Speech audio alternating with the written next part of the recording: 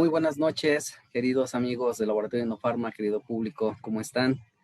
Bienvenidos a una edición más de estos webinars que transmitimos en vivo y totalmente gratuitos para todos ustedes médicos que nos están viendo. Yo soy el doctor José Ruiz Zaragoza, gerente técnico del Laboratorio Innofarma.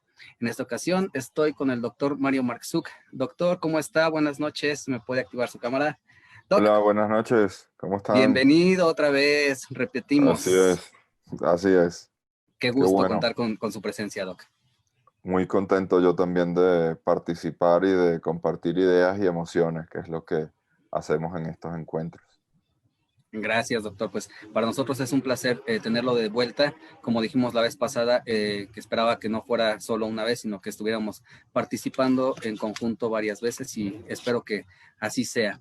Ojalá que esta situación que vivimos de la pandemia a nivel mundial se pueda solucionar lo más pronto posible porque nos hace falta estar en contacto con nuestros amigos, nuestros familiares, en fin, el contacto, Definitivamente. doc. Así es. Sí, sí. Así somos los seres humanos en general, así que nos hacemos falta. Así que sigan cuidándose porque nos tenemos que reencontrar. Claro, así será, Doc. Yo tengo mucha fe y espero que muy pronto estemos de vuelta.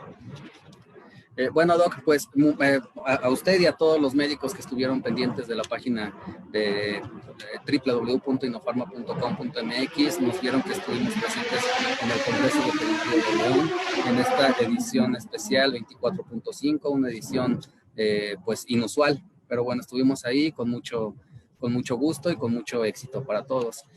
También quiero agradecer a todos nuestros aliados comerciales, a nuestros distribuidores que son nuestros organizadores a nivel nacional, todos nuestros distribuidores.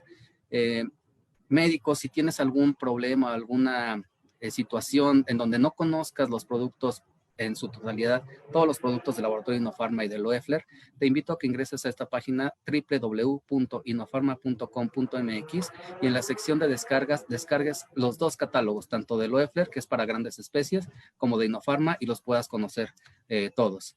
Si quieres obtener los productos y no sabes con quién adquirirlos, ingresa a la misma página en la sección de representantes y mis compañeros representantes y promotoras te van a atender con muchísimo gusto y si es necesario alguno de ellos te hará una visita. Si estás en otro país en Latinoamérica que no sea México, ingresa a la misma página en la sección de exportaciones y mi compañera Vanessa García, que es gerente de exportaciones, te va a atender con mucho gusto y podrás tener la distribución de nuestros productos en tu país. Ya estamos presentes en Guatemala con distribuidora Global Vet y en Perú con distribuidora Improvet. Pronto estaremos en más países, estén atentos y ahí vamos a estar.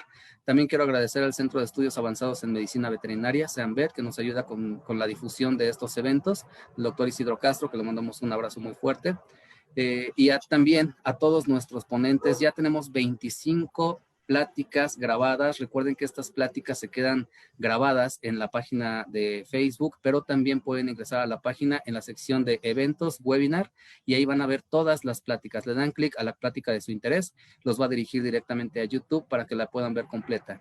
También recuerden que ya tenemos las evaluaciones para poder tener la constancia de asistencia a estos webinars.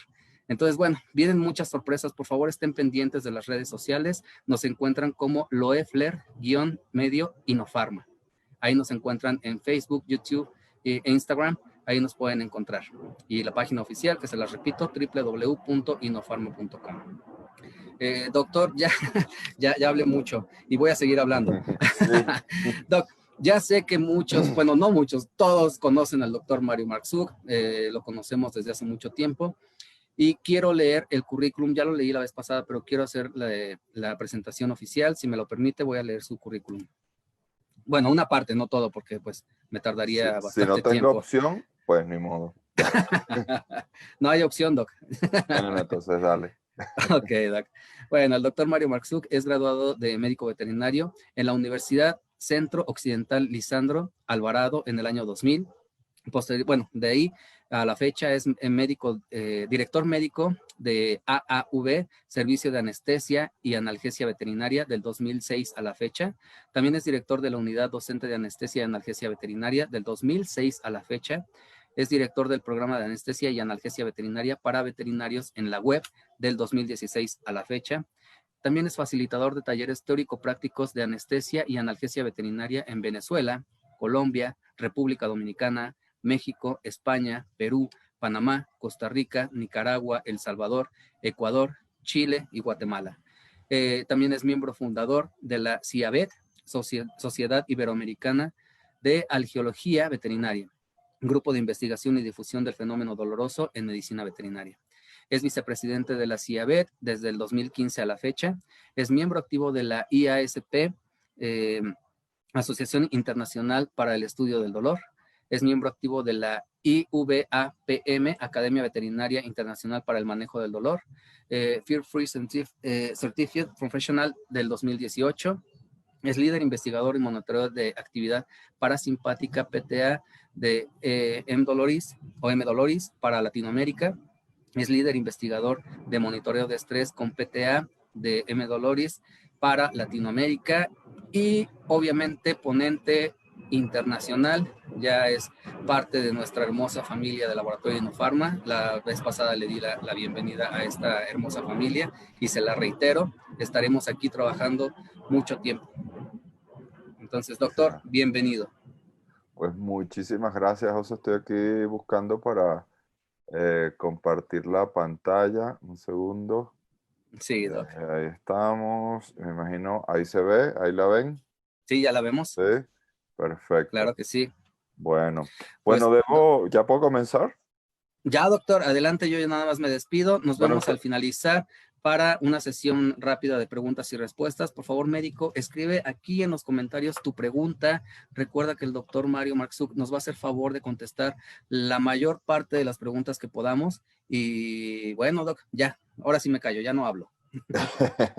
Bueno, no, muchas gracias porque mientras tú hablas, yo estoy viendo la gente que se va conectando en el directo de Facebook y así puedo pues saludar a mucha gente querida, la doctora Julia Torres en Monterrey, a mi amiga Noemí Bernal que no sé dónde está y pues un montón de Exacto. otros colegas y amigos y he visto de Paraguay, de Ecuador, de Perú, mucha gente, así que muchísimas gracias. Y a todos ustedes les quiero decir que esto de las evaluaciones me obligaron, ¿ah? Me obligaron a que hiciera un examen. Yo no quería, pero me obligaron. No es un examen, doc, es un cuestionario Ah, ok. para dar Entonces una les evaluación. compartiremos las Sí, preguntas. sí, Perfecto. por favor. Es una evaluación. A todos nos gusta tener la constancia de Es asistencia a los verdad. eventos y más con un ponente de esta talla como usted, doc. Entonces, Vale. sí, lo veo aquí, tiene muchos saludos de todos lados. Qué bueno que lo está viendo también en vivo. Si después del webinar tienen dudas, el doctor Mario nos va a hacer favor de dar su correo electrónico o le puede contestar después de terminada la plática, puede seguir contestando las preguntas por Así es. internet. Así es que, Así es. doctor, bienvenido. Nos vemos al finalizar. Vale. Un Bueno, abrazo, doc. igual para ti. Bueno, muchísimas gracias otra vez a Innofarma por la oportunidad que me da de compartir ideas y emociones con todos ustedes. Y hoy, pues quiero compartir ideas y emociones justamente de un tema que, si bien lo manejaba, ahora debo confesar que me he enamorado de esto y que voy a dedicar gran parte de mi tiempo en formar, educar y en evitar la cronificación del dolor. Sí, para mí, a partir de las cosas que hemos estado haciendo, practicando, midiendo, evaluando, monitoreando y también aprendiendo, pues para mí hoy en día es una regla evitar que mis pacientes, su modelo doloroso se cronifique. Quiero empezar con una pregunta y la pueden responder por Facebook o sí, me imagino que por Facebook. Imagina lo peor que le puede ocurrir a tu paciente. ¿Qué crees tú que es lo peor que le puede ocurrir a tu paciente? Piensa en esto. 30 segundos para pensarlo. Y te leo. ¿Qué es lo peor que le pudiese ocurrir a tu paciente? A ver, hay un poquito de delay. pero no importa porque la idea es interactuar de alguna manera. Yo durante muchísimo tiempo, pues igual que todos ustedes, me hacía esta pregunta y muchas veces respondía, pues que se muera probablemente. Es lo peor que le puede pasar a mi paciente. Y la verdad verdadera, es que en algunos pacientes lo mejor que le puede pasar es morir. Así que entendiendo, entendiendo esto, pues yo, y viendo algunas de sus respuestas, que sí, evidentemente coincido con ustedes, yo creo que lo peor que le puede pasar a mi paciente es que viva con dolor el resto de su vida. Y ahora te lo pongo peor. ¿Qué tal si vive con dolor el resto de su vida porque yo, su médico veterinario, a quien confiaron la salud de ese perro o ese gato, no tomé las medidas de prevención para que este modelo de dolor se cronifique? ¿Y qué tal si yo, en vez de ser parte de la solución, soy parte del problema? Así que vamos a enfrentarnos a esto. Sí, pues muchas opciones y casi todas ellas relacionadas a dolor, pero también hablan de morir, también hablan de tener problemas neurológicos, en fin, de esto se trata la interacción. Mira estos números. Uno de cada 5 pacientes antes de los 7 años ya tiene un modelo de dolor crónico, un modelo de dolor mal adaptado, un modelo de dolor cronificado. Y si ese número te parece importante, 4 de cada 5, 4 de cada 5 después de los 7 años tienen problemas de cronificación del dolor. Y el dolor crónico o dolor mal adaptado, como lo vamos a redefinir dentro de unos minutitos, es un problema inclusive, un problema de salud pública para nosotros los humanos.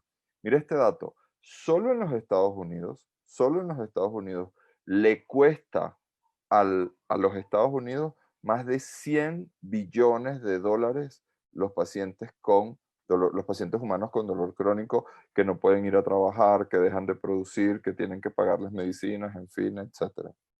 Si bien esto, digamos, no es extrapolable directamente a nuestros pacientes, a los pacientes veterinarios en general, pues el número en cuanto a la cantidad de pacientes enfermos es muy similar. Así que ojo con esto, 1 de cada 5 antes de los 7 años y 4 de cada 5 después de los 7 años, en perros y en gatos. Ahora, se ha estudiado cada vez más este tema de la cronificación del dolor. Ojo porque es un concepto o una definición diferente. No son pacientes que ya tienen el modelo de dolor crónico o modelo de dolor mal adaptado instaurado dentro de sí. Son pacientes que tienen modelos de dolor agudo o que se enfrentan a modelos de dolor agudo y que no fueron tratados correctamente y que bajo esa perspectiva nosotros hacemos que ese paciente se convierta en un paciente con dolor crónico. Así que es es mucho peor, ¿sí? No, no es lo mismo, ¿ah? No es lo mismo. Ojo con esto, ojo con esto. Ahora, lo primero que vamos a tratar de diferenciar es el dolor de la enfermedad, porque durante muchísimo tiempo, el dolor se consideraba un signo que acompañaba a otras enfermedades. Después de casi 40 años, la Asociación Internacional para el Estudio del Dolor está reconsiderando muchos de sus conceptos. Por ejemplo, la definición de dolor ha cambiado apenas hace 3, 4 meses. 3, 4 meses, la definición de dolor cambió por primera vez en 40 años y te adelanto, por ejemplo, que en la nueva definición de dolor de la Asociación Internacional para el Estudio del Dolor, por fin, incluyen a los animales, ¿sí? Y si bien este no es el tema que nosotros pues estamos tratando hoy, lo interesante es saber que nos enfrentamos a dos cosas diferentes. El dolor como signo, y entonces hablamos de dolor adaptado. ¿Quién se adapta? El sistema nervioso central. ¿A qué se adapta? A un estímulo. Y tiene la capacidad de este sistema nervioso central de controlar y modular ese estímulo. ¿Eh? Me di un golpe, tengo una lesión, pero que no es lo suficientemente agresiva, en fin, eso podríamos considerarlo dolor como signo, dolor adaptado. Hay un componente nociceptivo, es decir, hay nociceptores involucrados en esta ecuación que se activan bajo el daño directo a los tejidos y que además ese modelo de dolor es activado por moléculas inflamatorias como las prostaglandinas, como la histamina, y además están presentes neurotransmisores inhibitorios como la noradrenalina y la serotonina. Ojo con esto, con estas dos elementos, con la noradrenalina y la serotonina, porque dependiendo del lugar anatómico donde se encuentren, se comportarán como neurotransmisores inhibitorios o como neurotransmisores excitatorios. Perdón, como neurotransmisores inhibitorios o como neurotransmisores excitatorios. En el modelo de dolor adaptado se comportan como neurotransmisores inhibitorios. Y todo esto está relacionado con algo que se llama la teoría de compuertas, asociado a la hiperpolarización del sistema nervioso central. La teoría de compuertas es una manera de explicar el fenómeno doloroso en su etapa aguda o en su etapa de dolor adaptado y que tiene que ver, para tratar de explicarlo de alguna manera simple o sencilla, que cuando se hiperpolarizan las membranas celulares de las neuronas involucradas en la nocicepción, pues los, las eh, algunas estructuras ubicadas en la membrana celular se abren y permiten, a manera de compuerta, que la información pase a través de ella. Y esto está muy bien. Y esto es muy fácil de controlar. Y esto, inclusive, aunque nosotros no hagamos nada como médicos veterinarios, es decir, tengamos el caradurismo de inclusive decir, nah, ese perro o ese gato se cura solo. Si este es el modelo de dolor que tienen, se curan solos. ¿Sí? Es autolimitante. Pero ¿qué pasa? ¿Qué pasa cuando el dolor se convierte en enfermedad? ¿Qué pasa cuando el dolor deja de ser adaptado y se convierte en dolor mal adaptado? Lo primero que ocurre o lo primero que tenemos que entender y definir es que hay dos condiciones para que el dolor se convierta en dolor mal adaptado. Primero, sensibilización periférica asociada, mediada, regulada por la bradicinina. La bradicinina es el neurotransmisor excitatorio más potente que hay en el sistema nervioso central. Necesitamos muy poquita bradicinina para generar mucha información, a diferencia de otros neurotransmisores excitatorios que vamos a nombrar más adelante.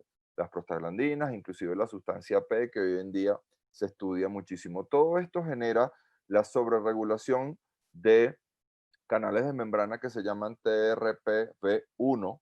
TRPV1, ¿no? No me interesa que te lo aprendas de memoria, es más, ni siquiera lo voy a poner en el cuestionario este que necesito hacer para que ustedes obtengan la certificación, así que no se preocupen.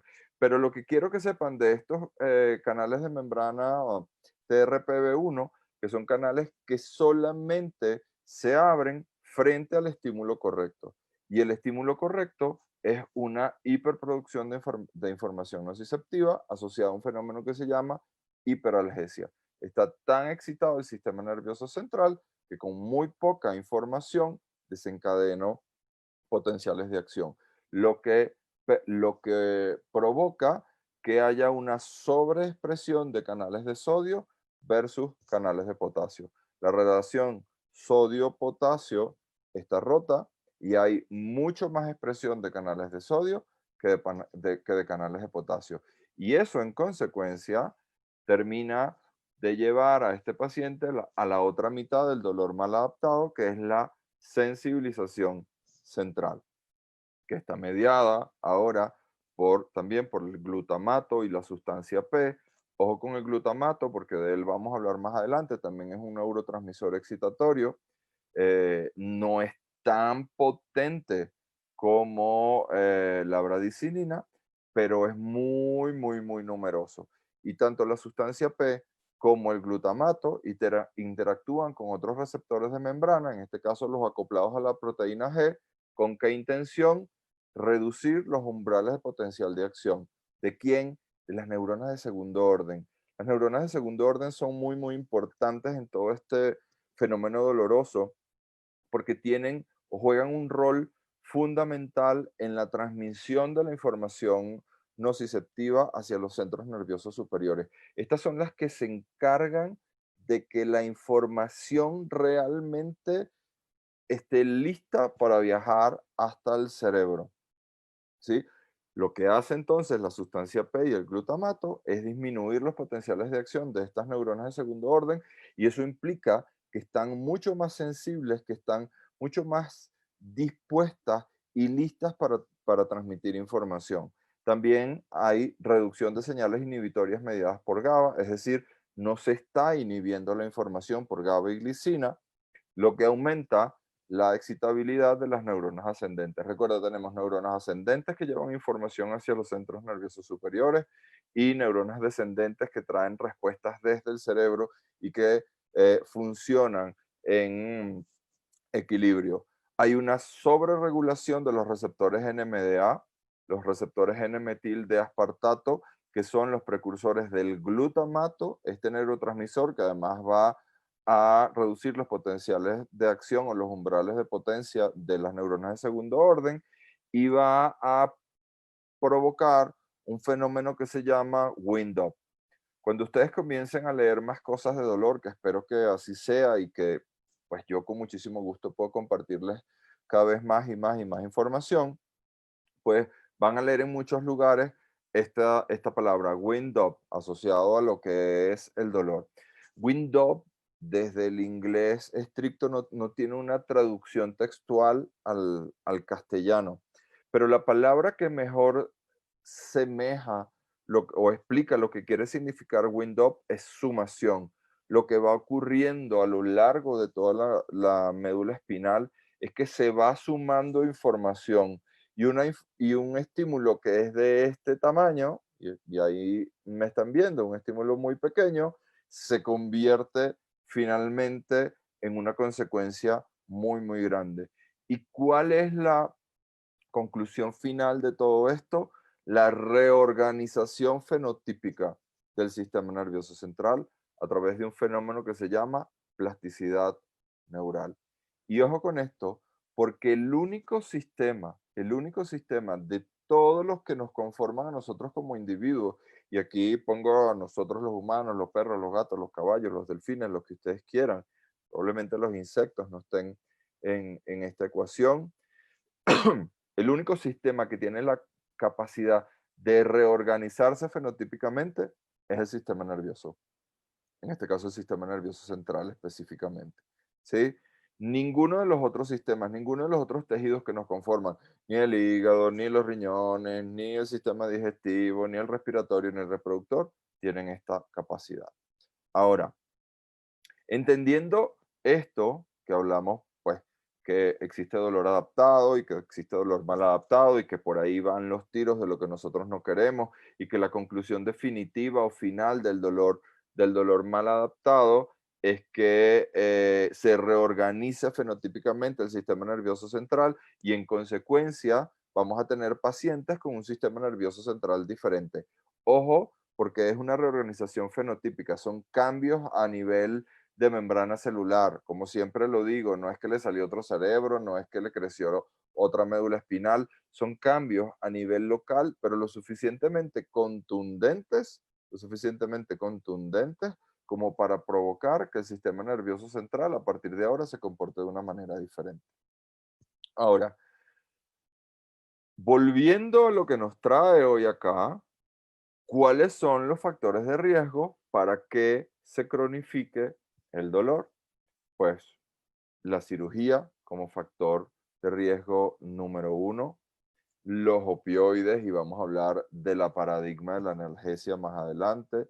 Y también hay factores propios asociados al paciente, como síndromes dolorosos preexistentes, como predisposición genética, desórdenes de comportamiento, que lo tenemos en cuenta hoy en día cada vez más. Es más común esta cronificación del dolor en las hembras que en los machos.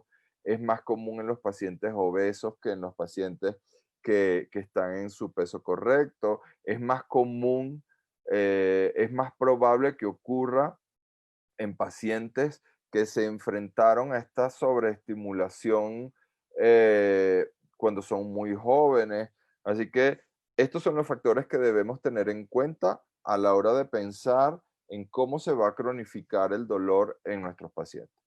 Ahora, el dolor crónico posquirúrgico, considerando a la cirugía como uno de los principales factores de riesgo de la de cronificación del dolor, es el nuevo enemigo.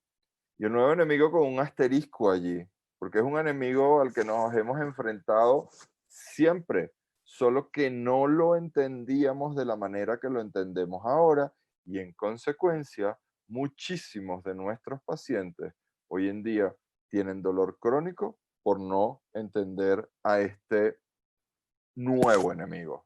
Repito, con asterisco allí, porque no es tan nuevo. De hecho, es la causa más común de cronificación de dolor. El dolor crónico posquirúrgico es la causa más común de cronificación del dolor.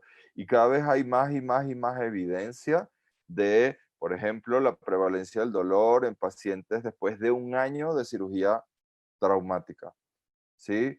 La relación que hay entre el dolor crónico y la cirugía de trauma, el impacto de la cirugía y el trauma en los modelos de dolor.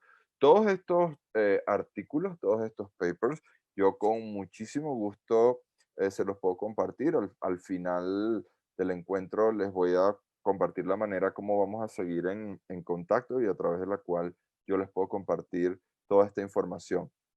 Pero entonces, ¿en qué vamos a pensar? En pacientes que no eran pacientes con dolor mal adaptado, es decir, no eran pacientes con dolor crónico y que después de la cirugía se van a convertir en pacientes con dolor crónico, dolor mal adaptado, que es el nombre correcto, es el nombre que debemos usar a partir de ahora. Es decir, la cirugía, la anestesia durante la cirugía, lo que ocurrió durante la cirugía, convirtió a mi paciente en un paciente con dolor quirúrgico en un paciente con dolor crónico. Y entendemos entonces este dolor crónico postquirúrgico, ese dolor que dura al menos 2 meses después de la cirugía, obviamente excluyendo otras causas, es decir, que el dolor no sea por empeoramiento de la enfermedad o por infección crónica o por problemas en la herida quirúrgica, en fin. Y ojo que tampoco se limita a cirugías mayores, ¿ah?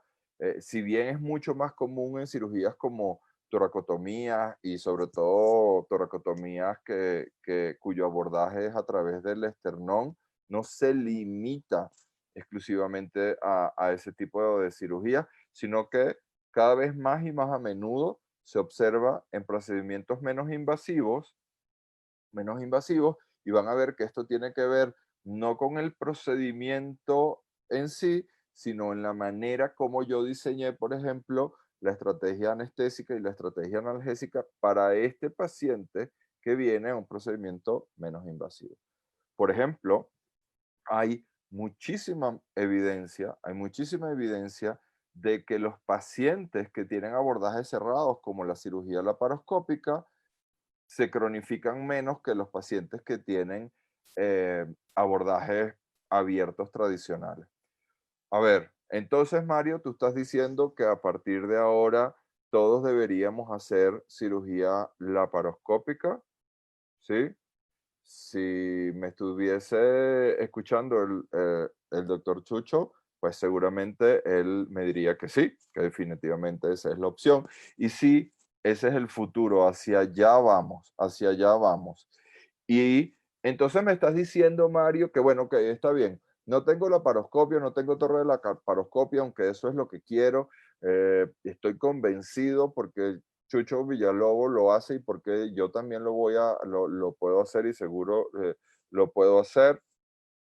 Entonces lo que voy a hacer es comenzar a hacer heriditas más pequeñas, heriditas más pequeñas.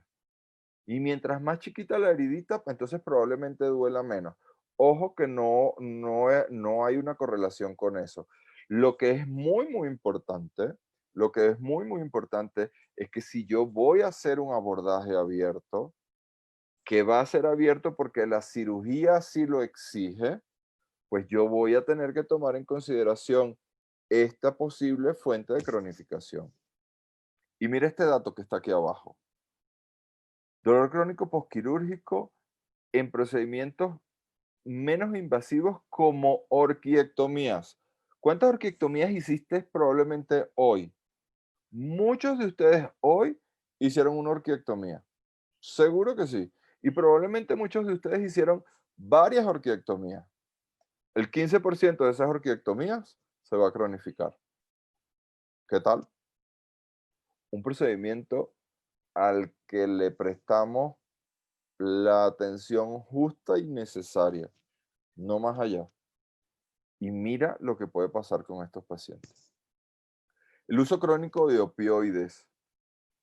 El uso crónico de opioides. A ver, voy a hacer una pregunta nuevamente para interactuar, porque la idea de esto es que interactuemos a pesar del delay. ¿Cuántos de ustedes usan opioides en su día a día de trabajo? ¿Sí? No estoy hablando de manera crónica, no estoy preguntando dosis, no estoy ni siquiera preguntando cuál. ¿Cuántos de ustedes usan de manera regular opioides en su práctica clínica? Ya sea dentro del marco quirúrgico, ya sea dentro de la hospitalización, dentro de los servicios de urgencia. ¿Cuántos de ustedes usan opioides? Repito, no me importa cuál, no me importa cuál, eh, opioides en general. Los leo. Ángel dice que no. Blanca, mi queridísima Blanca Alicia Lara en Guadalajara dice nosotros, me consta. Mauricio Aranda también, me consta. Andrés, Carlos, Conrado, Angélica, pues todos. Veterinaria Roma, pues prácticamente todos los que tenemos acceso a los opioides, porque no todos los colegas tienen acceso a los opioides, pues los usamos. Sin saber, mira, mi queridísimo amigo, colega y además paisano, el doctor Romer Villarroel, ¿sí? Muchos lo usamos, pero existe algo que se llama la paradoja de la analgesia.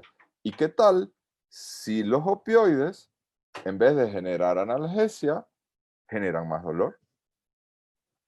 Dosis alta de opioides podrían estar involucradas, relacionadas de manera directa con el desarrollo del dolor crónico. Y si bien el mecanismo que desencadena la hiperalgesia mediada por opioides no está claro aún, sabemos que un aumento en la activación de los receptores NMDA y en consecuencia un aumento en la actividad de las neuronas del asta dorsal puede desencadenar esta cronificación del dolor asociada a opioides, asociada a este fenómeno que se llama hiperalgesia por opioides. Así que una de las sugerencias, una de las sugerencias es rotar opioides, no siempre usar el mismo, tratar de usar la dosis mínima y para usar la dosis mínima o para tratar de usar la dosis mínima, pues lo ideal es combinar con antagonistas NMDA. NMDA. Ojo que hay dos conceptos diferentes. Dos conceptos diferentes. No es lo mismo tolerancia a los opioides que hiperalgesia por opioides. ¿Ok? No es lo mismo tolerancia a los opioides que hiperalgesia por opioides. La tolerancia implica que por más que use opioides en este paciente, no voy a tener el efecto analgésico, no voy a observar el efecto analgésico deseado, pero no hace que le duela más. Mientras que la hiperalgesia mediada por opioides, una dosis de opioide en vez de generar analgesia, ahora genera dolor, genera incomodidad. ¿Sí? También tenemos factores asociados o relacionados directamente con el paciente. Ahora, ¿cuál es el rol que cumple el paciente en el desarrollo de la enfermedad? Así que a lo mejor no necesariamente toda la culpa es nuestra. Probablemente el paciente ya venía con alguna condición que ahora va a ser mi responsabilidad identificar esa condición para pensar en el diseño analgésico de estos pacientes. Por ejemplo, enfermedades preexistentes que son modelos de enfermedad funcional, de dolor funcional, perdón, como la enfermedad inflamatoria intestinal, como la cistitis intersticial, la enfermedad renal crónica, favorecen a que se cronifique el dolor en el paciente.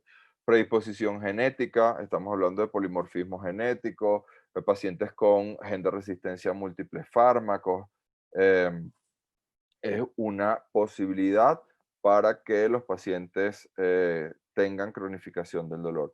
Y algo que es bastante más común son los factores emocionales del paciente. Los factores emocionales del paciente. Y como sabemos hoy en día, por ejemplo, la relación que hay entre el estrés y la cronificación del dolor. Cómo el estrés como enfermedad es capaz de alterar los mecanismos adaptativos de los pacientes frente a las agresiones, y al no poder defenderse, al no poder adaptarse a las agresiones, lo que ocurre es que se instaure este modelo de dolor que ya dijimos tiene un componente periférico, un componente central, y que finalmente lo que va a conllevar, lo que va a conllevar es a este fenómeno de modificación fenotípica. Dice, las benzodiazepinas y los anticolinérgicos como geopina son útiles en el dolor producido por espasmos musculares. Eh, a ver, Beltri, pues si estás usando benzodiazepinas o anticolinérgicos como la buscapina, lo único que estamos teniendo es un efecto relajante, y a partir de ese efecto relajante estamos teniendo el efecto analgésico. Em, yo prefiero para ese modelo de dolor, que me imagino estás pensando en modelos de dolor visceral, otro tipo de fármacos. ¿Sí? Y por ejemplo, un fármaco que podríamos utilizar para modular, regular el estrés, el miedo, la ansiedad en nuestros pacientes para producirle Calmax. Ojo que esta sí puede ser una de las preguntas que podemos incluir en, el, en la cosa esta, cuestionario que me pidieron hacer, es la fluoxetina, ¿sí? Un antidepresivo de segunda generación que funciona muy bien en perros y gatos y que lo utilizamos a 1 miligramo por kilo. 1 miligramo por kilo una sola vez al día, al menos por 30 días, con la intención de reducir el nivel de estrés y evitar la cronificación del dolor en pacientes que se enfrentan a estímulos tan potentes como por ejemplo una cirugía. Ahora, a lo que vinimos. La razón por la que Innofarma me invitó hoy. ¿Cómo evitar la cronificación del dolor? ¿Cómo evitar la cronificación del dolor? Pues bueno, vamos a hablar de herramientas clínicas. Esto tú lo tienes en tu hospital. Esto tú lo tienes en tu consultorio, en tu clínica. Y si no lo tienes, mañana mismo lo puedes conseguir. Son herramientas de ayer y son herramientas de hoy que estamos reentendiendo para utilizarlas de manera más eficiente con nuestros pacientes. Para prevenir y manejar los síndromes dolorosos, debo considerar a la anestesia regional, ¿sí? Bloqueos neuroaxiales, periféricos y bloqueos de herida. Ojo, mira qué interesante. Es verdad que hoy en día la anestesia, la anestesia veterinaria, que es la que finalmente nos compete, está muy en boga todo el tema de los bloqueos regionales, bloqueos ecoguiados, bloqueos con neuroestimulador, y es un mundo fascinante dentro de la medicina veterinaria, y hay colegas que están prácticamente dedicando su vida a diseñar nuevos bloqueos, a entender nuevos bloqueos, a todo este mundo de la anestesia regional, que es fundamental, fundamental, ¿sí? Fundamental, pero yo te comparto un bloqueo muy, muy, muy, muy sencillo que tú lo puedes empezar a hacer esta misma noche si fuese necesario. Comienza a bloquear las heridas que tú mismo, que tú mismo produjiste para hacer una uretrectomía, una toracotomía, una cirugía oncológica. Comienza a bloquearlas. Utiliza anestésicos locales para bloquear la herida por 2 horas, por 6 horas, dependiendo del fármaco que utilices, no me importa, pero bloquéalo. Disminuye el nivel de excitación. Disminuye el nivel de excitación. Pregunta Carolina, la fluoxetina no tendría los mismos efectos secundarios con los humanos, son muchísimo menores, Caro, ¿sí? Muchísimo, muchísimos menores, y a la dosis que se usa en medicina veterinaria, un fármaco bastante, bastante seguro. La ketamina, los gabapentinoides, los inhibidores de ciclooxigenasa, de todos estos fármacos y opciones vamos a hablar, lidocaína, los agentes TRPV1, que ya los nombramos anteriormente, el manejo del estrés y el comportamiento. Ahora, más vale prevenir que lamentar. Si sé que puedo cronificar el dolor en mi paciente, ¿por qué no prevenirlo? ¿Y por qué no entonces elegir una técnica anestésica correcta, una técnica anestésica que se ajuste a las necesidades de mi paciente, y por supuesto instaurar estrategias de analgesia preventiva como una opción? Mira esta información, qué contundente. Los gases halogenados, halotano, isoflorano, sevoflorano, probablemente sevoflorano sea el que menos lo hace, y por eso la tendencia hoy en día a que cada vez se use más sevoflorano, son capaces de activar receptores nociceptivos periféricos, no centrales, periféricos, que paradójicamente, al ser activados, aumentan la inflamación postoperatoria, la sensibilización periférica. Recuerda, este es el primer paso del dolor mal adaptado, y en consecuencia la sensibilización central. Hay evidencia, y la tienen allí frente a ustedes, que el uso de anestesia inhalada, la anestesia de gases, puede promover la cronificación del dolor en nuestros pacientes. Ay, Mario, pero me acabo de comprar en León 24.5 una máquina de anestesia, y ahora tú me estás diciendo que cuando use anestesia inhalada voy a cronificar a mis pacientes. Ojo que tampoco es así, ojo que tampoco es así, que si usamos algunas herramientas que vamos a discutir más adelante, a pesar de que uses anestesia inhalada, pues vas a disminuir el riesgo de cronificación del dolor. La anestesia inhalada sigue siendo una estrategia, una herramienta anestésica fundamental, fundamental, eh, que permite llevar adelante procedimientos anestésicos de manera mucho más segura, ya que los pacientes inevitablemente están intubados, están ventilados y seguramente estarán monitoreados. Otra cosa que debemos considerar es la relación que hay entre la severidad, la intensidad del dolor agudo posquirúrgico y el desarrollo del dolor crónico. Es decir, mientras más potente, más grande sea el dolor agudo posquirúrgico, ese asociado directamente a la anestesia, al evento quirúrgico que acaba de ocurrir, más probabilidad hay de que este paciente se cronifique. Así que, ¿cuál es la solución? Tratar de instaurar de manera más completa todo este tema de anestesia regional en mi práctica, obviamente sin dejar a un lado la anestesia inhalada, que sigue teniendo un rol fundamental en nuestra práctica, y ser muy agresivos con la analgesia preventiva.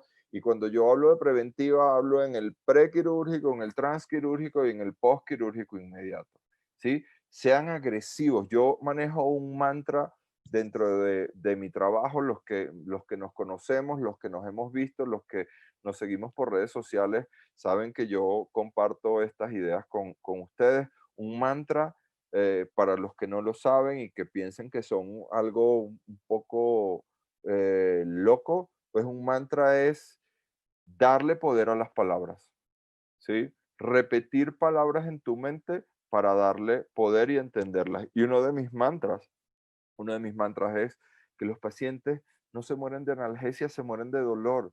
Sean agresivos con la analgesia. No escativen esfuerzos con la analgesia. Porque eso que hagas hoy va a prevenir que ese paciente se cronifique. Y si se cronifica, va a estar enfermo el resto de su vida. Y va a ser tu responsabilidad. Va a ser tu responsabilidad.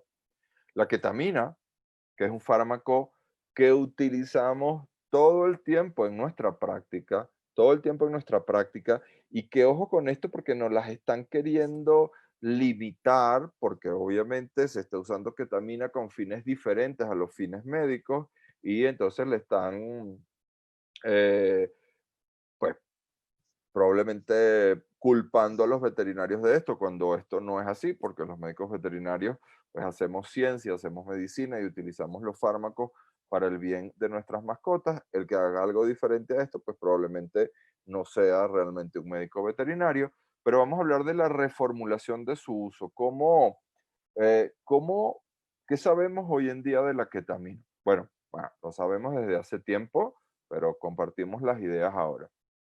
La ketamina es un antagonista NMDA, un antagonista de los receptores N-metil de aspartato en el asta dorsal de la médula espinal.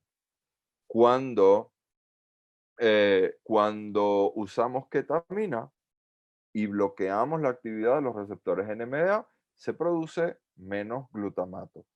¿Y qué es el glutamato?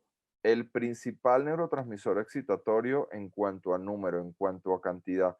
Es decir, cuando uso ketamina, se produce menos glutamato, que es un neurotransmisor excitatorio, y en consecuencia es un mediador de este fenómeno de wind-up, de sumación, eh, que involucra o que está relacionado con los cambios fenotípicos que van a ocurrir en el sistema nervioso de los pacientes con dolor crónico. La ketamina también sirve o también funciona como para activar las vías inhibitorias descendentes. El sistema nervioso central es un sistema que funciona básicamente en equilibrio. Así como hay neurotransmisores excitatorios, hay neurotransmisores inhibitorios, como hay vías ascendentes, hay vías descendentes, como hay vías excitatorias ascendentes, hay vías inhibitorias descendentes. Estas vías inhibitorias descendentes que provienen desde los centros nerviosos superiores, pues son activadas a través de la ketamina. También cuando usamos ketamina, se reduce el consumo de opioides y por lo tanto podemos prevenir la hiperalgesia mediada por opioides y la dosis que necesitamos para provocar todos estos cambios es una dosis muy, muy bajita. De hecho, es una dosis subcataléptica. Recuerda que la ketamina lo que produce es catalepsia, ¿ah? No produce anestesia. Es decir, yo le inyecto ketamina a un paciente, se rompe y entra en un estado de catalepsia, afortunadamente reversible, donde la relación tálamo-corteza está bloqueada, la corteza está despierta, el tálamo está inhibido, es decir, que técnicamente el paciente es capaz de percibir todos los estímulos sonoros, auditivos, visuales, olfativos y por supuesto nociceptivos. Ahora, cuando usamos estas dosis subcatalépticas entre 0,15 y 0,5 miligramos por kilo, lo que hacemos es favorecer el antagonismo de los receptores NMDA y activar las vías inhibitorias descendentes. Podemos o usar este bolo de 0,15 a 0,5 miligramos por kilo o podemos usar una infusión de 2 a 4 microgramos por kilo por hora. Leti, mira Leti, la mamá de una supermodelo que yo conozco, dice, la dosis de ketamina pudiera ser oral Depende, Leti, depende. Si la vamos a usar como parte de mi estrategia del diseño de una estrategia eh, anestésica, pues vaya, la uso allí dentro de la estrategia. Si pretendo usarla como parte de la estrategia analgésica postquirúrgica, podría ser una opción la vía oral. La vía oral, de la misma presentación que se inyecta, que de plano sabe absolutamente horrible y que podría ser una complicación para nuestros pacientes. Los gabapentinoides y su nuevo perfil farmacológico, y hablamos de su nuevo perfil farmacológico, eh, a ver, Hugo Fernando, ya va que es que no puedo leer. El dolor generado por un VH en perras o gatas se recomienda el uso de ketamina. Yo uso ketamina solamente a dosis subcatalépticas para evitar, como vimos hace unos segundos, la hiperexcitación de la dorsal de la médula espinal. Se pueden usar AINES, ya vamos a hablar de los AINES, seguro que sí. Y si te gusta meloxicam y si meloxicam le funciona a tu paciente, perfecto. Pero bueno, los gabapentinoides y su nuevo perfil farmacológico. Cuando hablamos de gabapentinoides, pregabalina y gabapentina, básicamente. La analgesia que se genera con el uso de gabapentinoides es por inhibición de liberación de neurotransmisores excitatorios en las vías ascendentes, en las vías que llevan información nociceptiva hacia el cerebro. Eh, Olga, ¿cuántas veces se puede aplicar la ketamina en una cirugía? Pues como con la intención como la uso yo, una sola vez. Uso ketamina intraperitoneal, nunca, Leti, nunca he usado ketamina intraperitoneal. Dices que es una maravilla, pues te prometo que lo voy a probar. La dosis de infusión, Gaby, de ketamina es de 2 a 4 microgramos por kilo por hora. ¿Ok? Andy, es que más que el efecto analgésico, yo lo que quiero es el efecto desinhibidor en el asta dorsal de la médula espinal. El efecto realmente analgésico lo vamos a lograr a través de otros fármacos que pues ya los vamos a ver. Uno de ellos, los gabapentinoides. Los gabapentinoides, hablamos de su nuevo perfil farmacológico porque, pues como todos saben y probablemente muchos de ustedes lo hayan usado, algunas veces con un fin antiepiléptico. Pero a partir de que tenemos esta información, hoy lo usamos también como parte de la estrategia analgésica, no solo en modelos de dolor agudo, sino en modelos de dolor crónico. Los colegas que muchos de ustedes estoy viendo acá, que están en Ciudad de México y que con los que tengo el gusto de hacer medicina del dolor, saben que la gabapentina, por ejemplo, es uno de mis fármacos fundamentales en el diseño de estrategias para pacientes que van al servicio de medicina del dolor. Pero, por ejemplo, en una paciente que viene a una OVH, ¿sí? Un procedimiento electivo a la que no le duele absolutamente nada y que ya sé que la puedo cronificar. Ya sé que puedo cronificar a este paciente. Yo la uso así. Le doy 10 miligramos por kilo 8 horas antes del evento quirúrgico. Ya eso hay evidencia de que inclusive disminuye las necesidades de hipnótico. Y después de la cirugía, como parte de su tratamiento analgésico para casa, se lo envío 10 miligramos por kilo 2 veces al día por 2 semanas. A ver. ¿Podría generar algún problema de la salud de mi paciente el uso de gabapentinoides de por vida para tratar el dolor crónico? Primero pregunta Mauricio, ¿qué está intramuscular o endovenosa? Si tienes la vía venosa, usa la vía venosa. Y Rocío, los uso mucho, mucho, mucho tiempo, pero no necesariamente de por vida. Y voy haciendo controles de toxicidad y voy ajustando la dosis hasta que finalmente ya no los uso y uso otros fármacos como por ejemplo CBD. Entonces, como les decía, esta es la manera como yo hoy en día uso los gabapentinoides con la intención de que no se cronifique el dolor. ¿En qué aplicaría esta estrategia? Por ejemplo, un paciente que viene a cirugía ortopédica, una cirugía ortopédica para un evento que ocurrió relativamente hace poco. No estamos hablando de pacientes que los atropellaron hace 6 meses, sino que están recientemente atropellados y que va a llevarse adelante el procedimiento.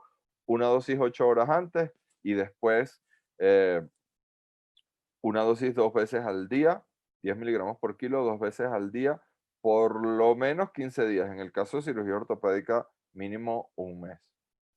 Walter, tramadol en perros, depende para qué. Si lo que quiero es inhibir la recaptación de serotonina y norepinefrina, sí. Si lo que busco es un efecto analgésico mediado por los receptores mu, ese efecto opioidérgico, la verdad es que no lo uso con esa intención. AINES, ¿qué hay de nuevo? Ahí viene. Mira, Liliana, me estabas leyendo la mente. AINES, ¿qué hay de nuevo?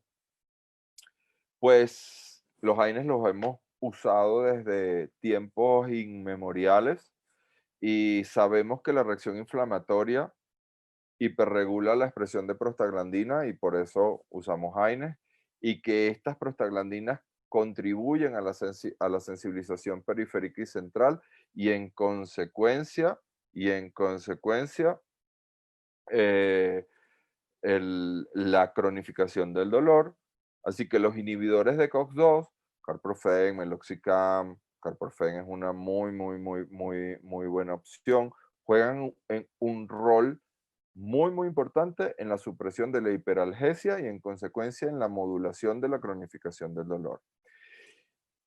Y lo nuevo, lo más interesante, es que sabemos que atraviesan eficientemente la barrera hematoencefálica y es allí, a nivel central más que a nivel local, donde tienen su efecto terapéutico. Así que eh, eh, sorry que tenga estos breaks porque es que voy leyendo las preguntas y entonces me pierdo un poco, ¿sí? Sí, mira, todo el mundo está respondiendo. Lo interesante es la interacción, me gusta mucho. Alguien pregunta del CBD, no está regulado, es cierto, hasta muy pronto va a salir la regulación. El control de calidad es difícil si tienen que tratar de trabajar con marcas conocidas donde puedan obtener información acertada y correcta de esas marcas. Otras opciones terapéuticas para evitar la cronificación del dolor. Uno es la lidocaína endovenosa. La pregunta es, ¿la puedo usar en todas las especies? Y la respuesta es no, ¿sí? Al menos no de manera segura. La puedo usar en perros sin problema. La puedo usar en perros, en gatos. Solamente uso lidocaína endovenosa en caso de que tengan contracciones ventriculares prematuras y con mucho cuidado, pero en perros sí lo uso, inclusive lo uso en la premedicación anestésica con la intención de eh, tener ese efecto antinociceptivo, ¿sí?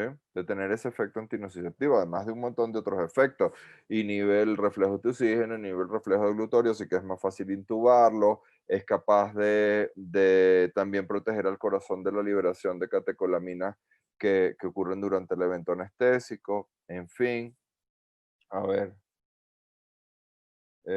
Pregunta Leti. Dipirona sí es un fármaco muy interesante, bastante seguro para modelos de dolor, de modelos de dolor visceral, además que un efecto antipirético muy potente. Los gabapentinoides los utilizan en caso de artrosis en perros de más de 10 años, de más de 10, de más de 12, de más de 15. El firocoxib es más seguro que el carprofen. Walter, va a depender básicamente del paciente y del perfil de toxicidad que hagas en el paciente antes de administrar el AINE. Eh, En episodios de dolor severo se puede recurrir a ketamina de diazepam intravenosa. ¿Con qué intención, Beltri? Te leo. Eh, Aramir habla de la opción dipirona más butiliosina. Podría ser una opción para modelos de dolor visceral. Sí. ¿A qué dosis el bolo de lidocaína? Andy, 2 miligramos por kilo. Sí, Edson, mira, Edson, que por cierto, no he ido a tu clínica a buscar mi historia clínica que se me quedó allá. Voy a tratar de ir mañana. Sí, sobre todo en pacientes con enfermedad cardíaca. Dosis de lidocaína, 2 miligramos por kilo. ¿Cuál es su protocolo para el uso de lidocaína? César, no uso protocolos, yo diseño estrategias analgésicas acorde a las necesidades de mi paciente, pero cuando el paciente lo requiere, le doy 2 miligramos por kilo por la vía endovenosa. Y pregunta o comenta mi colega y tocayo, el doctor Romer Villarroel, usarla en la cavidad intraabdominal, lidocaína o bupivacaína, lo hago en todos mis pacientes. Finalmente, los bloqueadores de canales TRPV1, esto es un poco más jalado por los pelos por ahora, ¿sí? Esto no, no se hace muy comúnmente, hay poca evidencia apenas del año 2018, pero aquí les voy a hacer una pregunta a ver a estos colegas veterinarios que veo que están interactuando de manera muy interesante. ¿Saben lo que es la resiniferatoxina? Resine, resineferatoxina. Resineferatoxina. A ver, que aquí está el paper que habla de que si se utiliza como inyección intraarticular en pacientes con osteoartritis, puede producir analgesia por largo tiempo a partir de que es un potente bloqueador de estos canales TRPV1. A ver, pues preguntan muchas cosas y muy rápido.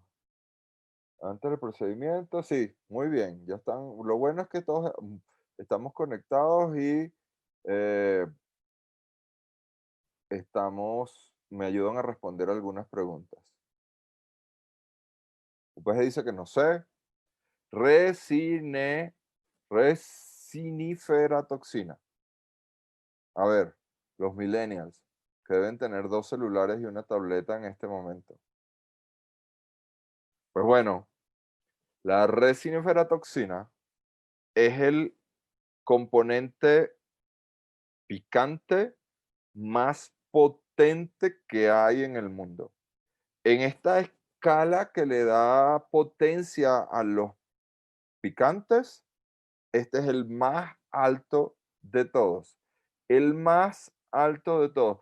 Tiene un score de, si no me equivoco, puedo decir una barbaridad, pero esa es mi especialidad, la verdad, así que no me preocupa porque finalmente es un número y los números no son mi especialidad, es un análogo de la capsaína, eso es, Andy, pero que es 150, algo así como 150.000 veces mayor, un número bárbaro, ¿ah? Un número bárbaro. 150.000 millones de veces más potente. ¿Sí? Es un compuesto de un chile, de una resina de un chile. ¿Sí? A mí lo único que me interesa en este caso pensar es que probablemente los colegas mexicanos tengan bastante bien regulados sus receptores TRPV1 basado en sus hábitos alimenticios y estén de alguna manera protegidos frente a la cronificación del dolor. No, Ferman, y saludos para ti allá en República Dominicana. No, es una cosa así, millones de veces más. Pica millones de veces más que cualquier cosa que tú te hayas comido alguna vez en tu vida. Así que calcula tú. Y otro factor o condición muy importante es la modulación del estrés, que lo podemos hacer a través de fármacos, lo podemos hacer a través de técnicas fear-free, lo podemos hacer con feromonas sintéticas, y yo solamente aquí quería compartirles un poco de evidencia que hemos estado generando ahora con el monitor de actividad parasimpática y los efectos de las feromonas sintéticas sobre el estrés en los gatos, donde está demostrado a través de este paper que que el uso de feromonas sintéticas es capaz de disminuir los niveles de estrés medidos por el monitor de actividad parasimpática. Así que sí funcionan las feromonas sintéticas para controlar el estrés en los gatos. ¿Existen protocolos con toxona botulínica? Sí, totalmente de acuerdo, Saúl. Son todavía experimentales en medicina veterinaria, pero sí. Eh, Proloterapia. Leti, no tengo ni idea de lo que es proloterapia. Si nos enseñas, te lo agradecería. Procaína en control del dolor. No uso procaína, Pali. No uso procaína. Ahora, concluyendo y comenzando a cerrar este encuentro muy interactivo de hoy. La naturaleza multifactorial del dolor hace muy complejo no solo su entendimiento, sino también su manejo. No existe una intervención única que prevenga el desarrollo del dolor crónico. Es decir, que tengo que hacer muchas cosas a la vez.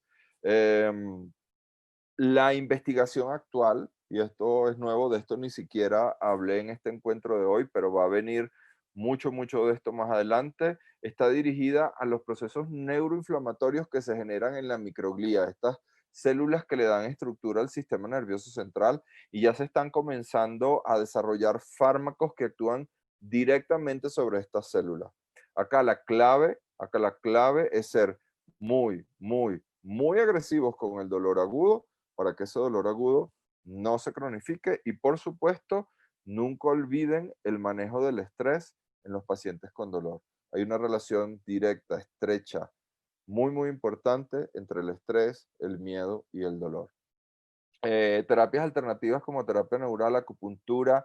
Andy, yo soy un médico veterinario básico, no hago no manejo ninguna de esas terapias, pero, ojo, ustedes que me conocen o los que me conocen saben que mi principio de vida y profesión es primero no hacer daño. Y si estas terapias funcionan sin hacer daño, bienvenidas serán en todos mis pacientes, porque al fin y al cabo yo lo que quiero es que mis pacientes estén lo mejor posible. Em, no lo olvides, el dolor es una enfermedad. Y si se cronifica, es una enfermedad que no tiene cura. Así que es mejor prevenir que lamentar. Es mejor usar nuestros esfuerzos para que este dolor no se cronifique. Mira, Pablo, muy bien. La proloterapia básicamente consiste en la inyección de sustancias irritantes, pero muy bien. Muchísimas gracias. Muchísimas gracias. Eh, sí, ya lo hemos hablado de la dipirona para dolor visceral, anda muy bien.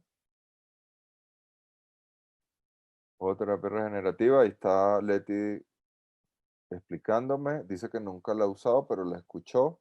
Pues yo también la acabo de escuchar. Ah, bien, Andy, detallazo, la fisioterapia como parte de las terapias analgésicas, fundamental, fundamental. Bueno, doctores, aquí les dejo mi cuenta de Instagram como mecanismo para mantenernos en contacto, y donde los que forman parte de esa comunidad saben que todo el tiempo estamos compartiendo ideas, emociones, compartiendo información. Mi correo electrónico para el que quiera alguno de estos papers que estuvimos compartiendo, pues allí están. Y a los colegas que están en Ciudad de México, que trabajan en Ciudad de México y que les interese de alguna manera tener el servicio de medicina de dolor en su hospital, pues escríbanme y les cuento cómo hacemos para trabajar juntos. Hablar un poco del CBD. Vale. Me tomo un par de minutos para hablar del CBD. El CBD, eh, el CBD es, en mi opinión, una medicina como cualquier otra, con un estigma social detrás, obviamente muy grande y muy importante, y estamos trabajando para salvar ese escollo, pero que tiene muchísimos efectos positivos sobre nuestros pacientes, no solo analgésicos, antiinflamatorios, sino efectos reguladores, moduladores, y sobre todo el que a mí más me importa, el que a mí más me gusta, la razón por la cual más lo uso, es por su efecto eh, promotor del equilibrio funcional de nuestros pacientes, ¿sí? Para hacer que nuestros pacientes se mantengan en homeostasis. Si la pregunta es, Mario, tú usas CBD en tus pacientes? La respuesta es, hoy en día, en el servicio de medicina de dolor que yo llevo, el 85% de mis pacientes usan CBD por diferentes razones, ¿ah? Por diferentes razones. Así que nada, allí les dejo mis datos para seguir compartiendo, para seguir interactuando. Saludos mira, Juanita desde Perú, que pone ahí la banderita. Vi mucha gente querida y conocida, Luis de Castro, muy bien. Pues gracias a ustedes por su tiempo, por sus ganas, por querer ser cada vez más y mejores personas y veterinarios. Olga desde Bolivia.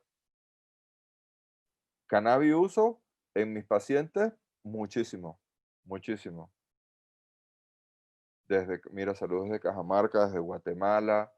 Muy bien, qué bueno leerlos. Edson, ya sabes, mañana voy para allá a buscar mi historia. Abrazo. Gracias a ti, Charlie, por tu tiempo, por tus ganas. Pues muchísimas gracias a todos otra vez.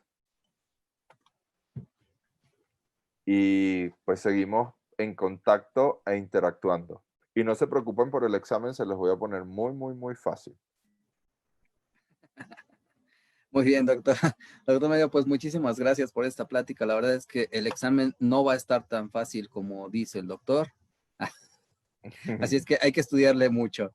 No, doctor, le agradezco muchísimo el que nos haya hecho favor de ir contestando las preguntas. Había yo comentado al principio que las contestaríamos al final, pero me pareció muy buena dinámica el hecho de que vaya contestando, interactuando con los médicos que nos están viendo.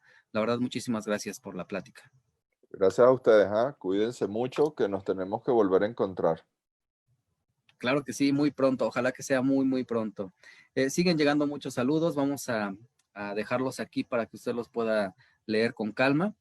Y bueno, médico que nos estás viendo del otro lado, médico, doctor, doctora, te agradecemos infinitamente tu lealtad, tu confianza. Muchísimas gracias por la confianza de dejarnos entrar a la intimidad de tu hogar, a la intimidad de tu lugar de trabajo. Muchísimas gracias. Estas pláticas son para ti y por ti.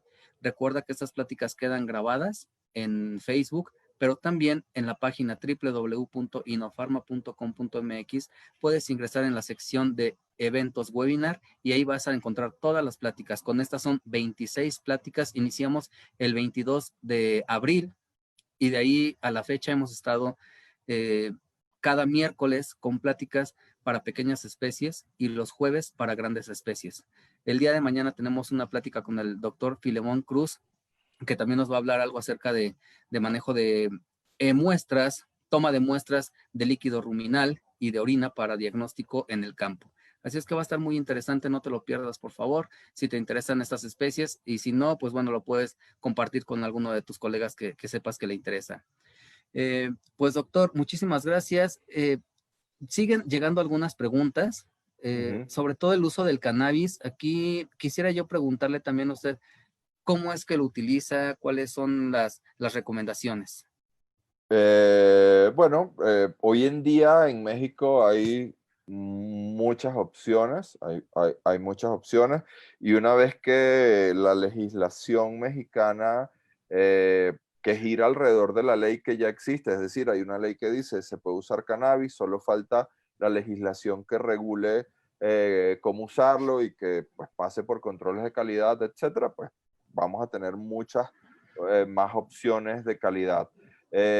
Lo uso en perros, lo uso en gatos, entre 0,5 y 2 miligramos por kilo 2 veces al día es la dosis de CBD que utilizamos, pero obviamente nos vamos ajustando a nuestros pacientes. En medicina canábica hay un mantra que dice comienza bajo, mantente bajo, es decir, si logramos el efecto con la menor dosis posible, mejor para nuestros pacientes. Y repito, no solo lo uso con intenciones, digamos, analgésicas y antiinflamatorias, sino también lo uso para regular y modular la homeostasis de mis pacientes. No, perfecto, doctor. Pues de verdad muy interesante. Yo creo que todos los médicos estamos muy agradecidos con este tipo de charlas. Ya saben que nosotros como laboratorio Inofarma, estamos muy ocupados y sobre todo fomentamos la capacitación constante y la educación continua. Así es que estos webinars van a estar por tiempo indefinido. Por favor, aprovechen los médicos. Vamos a vernos aquí cada 8 días, los miércoles y los jueves para pequeñas y grandes especies. Quiero agradecer también a todos nuestros aliados comerciales, que son todos nuestros distribuidores a nivel nacional en la República Mexicana. También ya estamos presentes en Guatemala con distribuidora Global Vet, en Perú con distribuidora Improvet y próximamente estaremos en más países. Por favor, estén muy pendientes de la página. En las redes sociales nos encuentran como Loeffler-medio Inofarma. Ahí nos van a encontrar en YouTube, Instagram y Facebook. En YouTube, por favor, ingresa, activa la campanita de notificaciones para que te lleguen todas las notificaciones cuando estamos transmitiendo.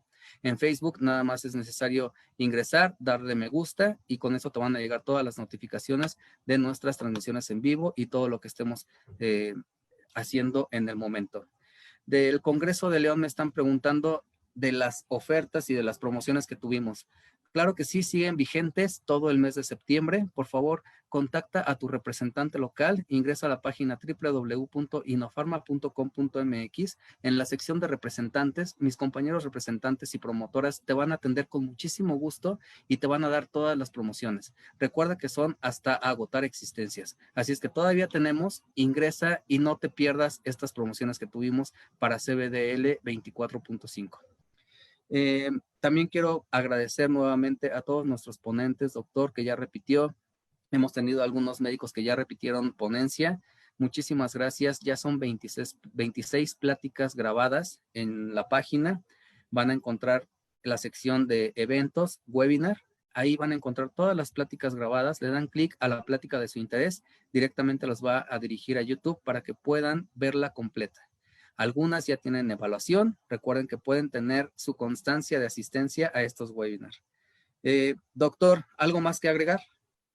Pues nada, las gracias y que no olvidemos que la interacción es la nueva educación, que tenemos maneras de seguir en contacto a través de las redes sociales, del Instagram, del Facebook. Bueno, yo no uso ya Facebook, pero Instagram o mi correo electrónico, y que la idea es que nos mantengamos juntos a pesar de esta distancia, porque cuando esto pase, repito, nos tenemos que volver a encontrar para compartir ideas y emociones.